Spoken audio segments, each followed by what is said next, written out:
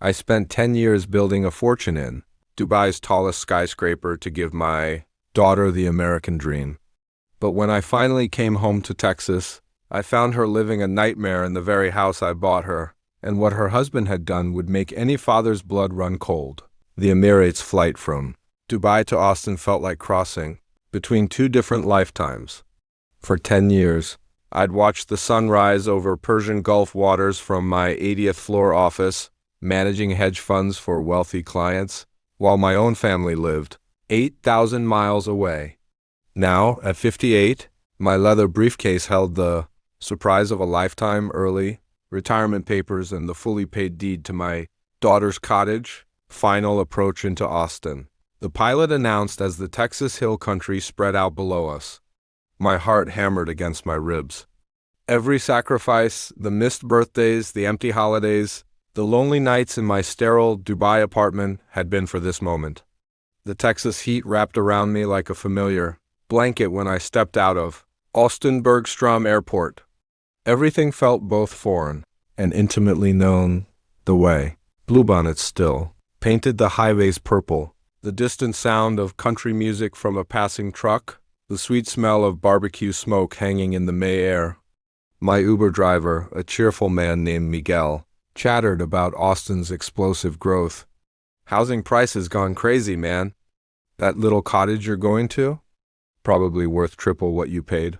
I smiled, clutching the key I'd kept on my chain for a decade. Some things are beyond price, Miguel. The truth was I hadn't held my Chloe since her college graduation. Now she was 32 with a 4-year-old daughter of her own. I'd missed everything: first steps, first days of school, first heartbreaks. All those late-night video calls from Dubai where Chloe insisted, "We're fine, Dad," while her eyes held shadows I couldn't interpret through a pixelated screen. When the Uber turned onto Creekview Drive, my breath caught. There stood the white clapboard cottage with its wraparound porch, exactly as I'd pictured during countless lonely nights.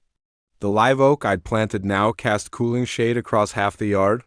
But something felt wrong. The rosebush Chloe had always loved were choked with weeds. One shutter hung crookly, and the porch swing where I'd imagined her reading to my granddaughter sat still and empty. My hand trembled as I inserted the key. The lock turned smoothly, but the door swung open to reveal a scene that would haunt me forever. My daughter knelt on the hardwood floors, scrubbing desperately at a dark red wine stain. Her blonde hair, once so vibrant it seemed to capture sunlight, hung lank and greasy around her pale face.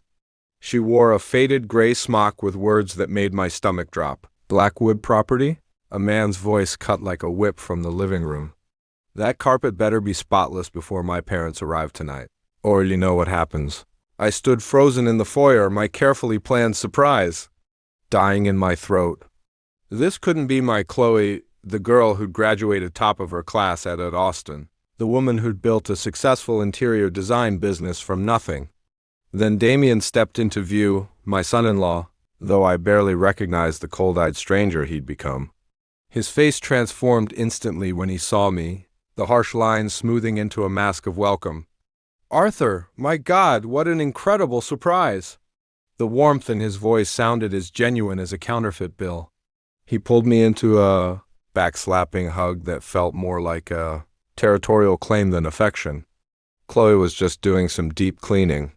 You know how she obsesses over keeping our home perfect.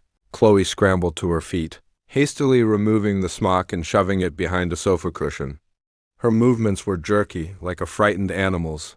"Dad," she breathed, forcing a smile that didn't reach her hollow eyes. "I had no idea you were coming. I would have prepared." That's when a small face peeked around the doorway. My granddaughter, Lily, with Chloe's same sapphire blue eyes but shadowed with a fear no 4-year-old should ever know. "Mommy," she whispered, clutching a worn teddy bear. "Who's the stranger man?" The word stranger hit me harder than any business failure ever had. I knelt slowly, bringing myself to her eye level. "Hey there, Lily. I'm your Grandpa Arthur. We've talked on the computer, remember?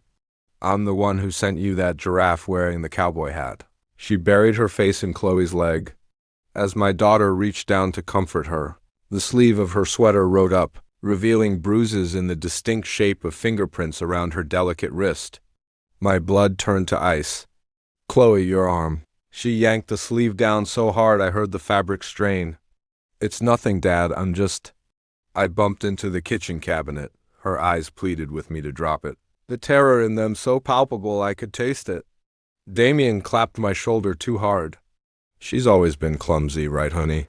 The way Chloe flinched at the casual endearment told me everything I needed to know.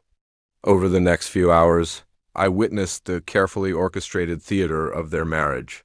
How Chloe jumped to refill Damien's whiskey glass before he'd taken the last sip. How she cut his steak with trembling hands while he ignored her completely. How Lily watched her father with the wary attention of a hostage monitoring her captor. That night, lying in the guest room that still smelled faintly of Chloe's childhood, lavender sachets, I replayed every email I'd received over the years. Business has been slow, but Damien's family has been so generous with financial advice. Had to put the design studio on hold. The market's impossible right now. Don't worry about us, Dad. We're managing perfectly fine. The truth had been hiding between those polite lines all along, screaming in the silent spaces. The next morning, Damien left for work with a pointed look at Chloe. "Remember what we discussed about the garage organization? I want it completed today." The moment his BMW disappeared around the corner, the entire house seemed to exhale. Lily emerged from her room, actually humming as she colored at the kitchen table. The difference in the atmosphere was as stark as switching from darkness to light. "Dad," Chloe began nervously, "about yesterday." "No more lies," I said gently, taking her hands in mine. They felt so much smaller than I remembered. "I saw the smock. I see how you look at him. This isn't the life I worked to give you." Tears welled in her eyes, but she fought them back. "You don't understand how complicated things are." "Then help me understand," I urged, my voice soft but firm. What came out over the next hour shattered my heart into 1,000 pieces. After Lily's difficult birth, severe postpartum psychosis had left Chloe unable to function. I couldn't even hold my own baby without shaking. "Dad, the doctors had me on so many medications I could barely form sentences." Damien's wealthy family had stepped in to help, first with bills, then with legal documents she was too medicated to properly comprehend. "They said I signed over control of the house and our assets," she whispered, her voice cracking.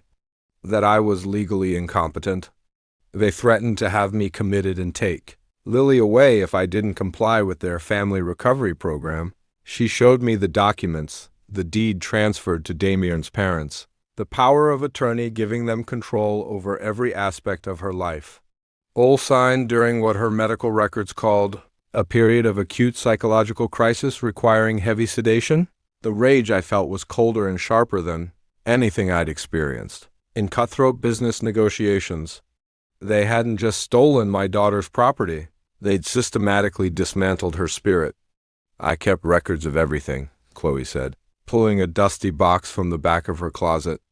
"Medical files, bank statements, even secret recordings of his family threatening me. I knew someday. I just knew I needed proof. That's when I understood this wouldn't be solved with polite conversations or family mediation. The Blackwoods had declared war when they targeted my child, and I was ready to become the general she needed. My first call was to Elena Martinez, an attorney whose reputation for dismantling predatory families was legendary in Texas legal circles. Her downtown Austin office overlooked the winding Colorado River, all cool glass and steel, a stark contrast to the warm cottage where my daughter was being held prisoner. "Mr. Vance," she said after reviewing the documents with terrifying speed, "what we have here is textbook predatory exploitation. The medical records alone make those signatures legally questionable at best, criminal at worst. What can we realistically do?" I asked, my voice tight. Her smile was all sharp edges. "We hit them with everything: civil suit to reclaim the property, criminal complaint for exploitation of a vulnerable adult, and we take this public. Families like the Blackwoods rely on silence and shame." The next 72 hours became a whirlwind of clandestine strategy, sessions and evidence gathering. We discovered the Blackwoods had a pattern. Damien's former college, girlfriend had mysteriously signed over a substantial inheritance. Before their abrupt breakup, a former business partner had transferred assets during a debilitating cancer treatment. Meanwhile, I witnessed small, precious moments of my true daughter re-emerging. The way she laughed when Lily showed her a crayon masterpiece. How her shoulders relaxed when Damon's business trips kept him away overnight. One evening, I found her looking at old photos on her phone, images of the vibrant, confident woman she'd been before becoming a prisoner in her own home. "Remember when I wanted to open my own design studio downtown?" she said wistfully, tracing the screen. "I had the business plan all worked out." "It's not too late," I told her firmly. "We're getting your life back. Chloe, I made you a promise the day you were born, and I intend to keep it." The confrontation came on a humid Thursday afternoon that felt heavy with impending storm.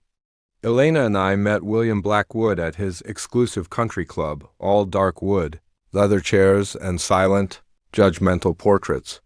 "Vance," he said without rising from his throne-like chair, "I assume this is about your daughter's situation. We've been remarkably patient with her condition." "My daughter's condition was your opportunity," I said, my voice colder than the ice in his whiskey glass. Elena laid out our evidence with surgical precision. The medical records showing Chloe's heavily medicated state, the recordings of threats, the clear pattern of exploitation spanning generations. William's smug expression never faltered. "You have no idea who you're dealing with. My family has owned this city for 4 generations. We have judges who play golf at this club, politicians who come to our Christmas parties." "Not anymore," Elena said smoothly, placing a business card on his desk. "The district attorney has already opened a formal investigation. The Austin Chronicle has the full document package. Your choice is simple: return everything voluntarily and pay substantial damages. Or we dismantle your family's legacy piece by piece." The facade cracked then.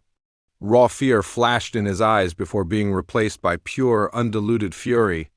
"You'll regret crossing me, Vance. I'll destroy you."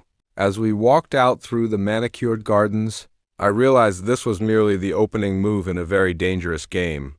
The following weeks became an intense chess match played out in courtrooms, media headlines, and corporate boardrooms.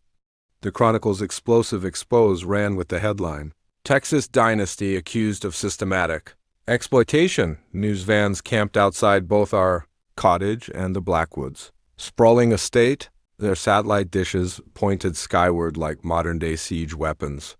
Through it all, Chloe grew stronger day by day.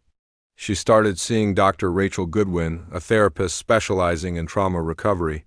She began sketching design ideas again, her hands steady for the first time in years. Little Lily started calling me Grandpa instead of the stranger man, her trust growing with each bedtime story I read. The breakthrough came when Damien's younger sister, Sarah, burdened by a guilty conscience, came forward with damning evidence of the family's systematic plan to isolate and control Chloe, text messages discussing how to leverage her mental state before she recovers, and emails about securing the assets before she develops clarity. The day the judge ruled all property transfers invalid, Chloe wept in the courthouse hallway, her body shaking with relief and pent-up emotion. "Is it really over? Can we really have our lives back?" "Not quite," I told her, holding her tight.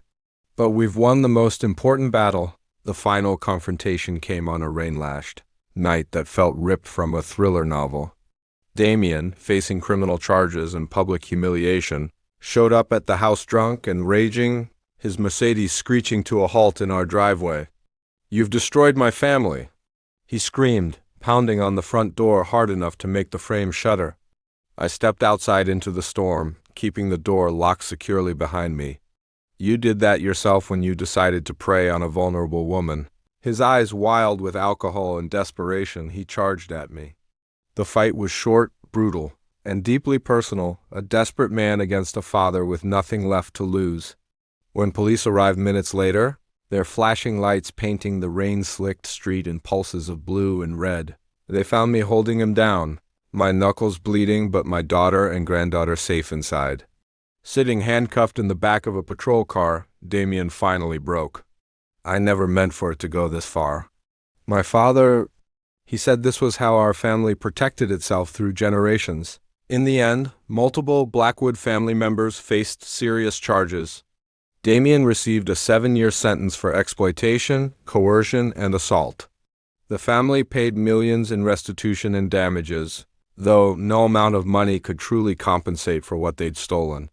But the real victory came in the quiet, ordinary moments afterward, watching Chloe enroll in design certification courses, seeing Lily laugh without a trace of fear, rebuilding the porch swing where we now spend evenings watching fireflies dance over the lawn.